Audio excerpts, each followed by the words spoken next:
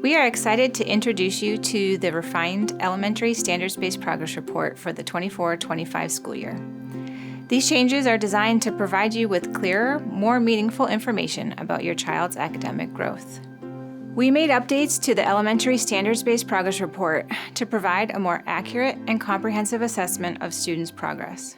This helps teachers and parents better understand every student's strengths and areas for growth. Here are some key updates. It is now a concise 2-page document available in the top 4 languages spoken by APS families. It also has the essential learning standards for the grade and subjects your child studies to document their progress. The report will show you your child's year-long learning journey.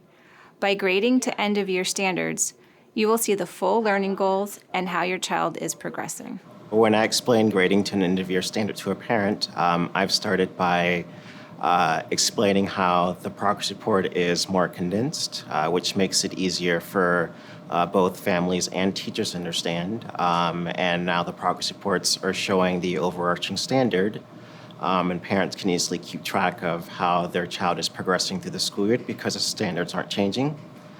The progress report now uses 4 performance levels that allow for more detailed communication about your students' progress. These levels are 1, developing, 2, approaching, 3, meeting, and 4, extending. As you prepare to receive the first quarter report in November, it's important to note that students may see more 1s and 2s early in the school year. This is to be expected as it reflects the learning progression. Some standards, particularly in English language arts, are very robust. Students develop their literacy knowledge and skills over time. For language arts, there's a comprehension thread, which includes things such as making inferences, finding the main idea, finding pieces of evidence inside a text. In the first quarter, we might focus on finding the main idea, and then just kind of report back to the parents how they're doing. But the standard hasn't been fully taught yet. Then in the second quarter, we'd still continue to talk about main idea, but then we might also add in finding inferences or talking about problem and solution, and then report back to the parent at the end of the second quarter. And then in the third quarter, we'd still talk about those other 2 categories, but then add another standard like finding theme. And the idea is that by the end of the fourth quarter, we'll have taught the entire comprehension standard, and we can report to the parents whether or not the child is fully meeting that standard and has mastery of it. Alternatively, you are more likely to see 3s in science and social studies, as those units of study are often taught at distinct times throughout the school year. The expectation is full and consistent understanding of the standards, or 3, meeting, by the end of the school year. It is also important to note that 4, extending the standard, is not the norm. This level of proficiency indicates that a student has not only met the full standard, but has also shown an in-depth understanding and can independently apply their learning in various contexts. On the new report, there are additional reporting categories.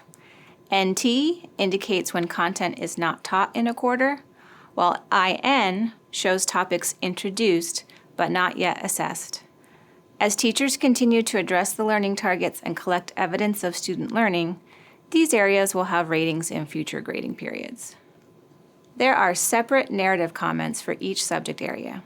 You'll see written comments framed as strengths and goals to provide you with specific feedback about your child's progress.